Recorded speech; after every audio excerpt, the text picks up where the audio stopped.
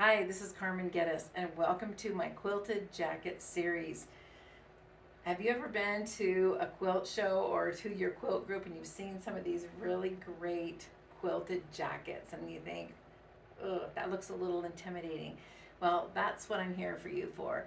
We're going to actually do a fun series of videos, and we're going to give you the confidence to actually get a pattern and create a jacket from start to finish.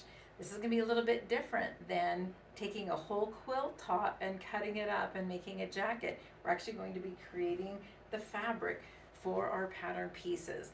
So if you are new to 10 Sisters TV, then I hope you will check the links out below. Our website is 10sisters.com.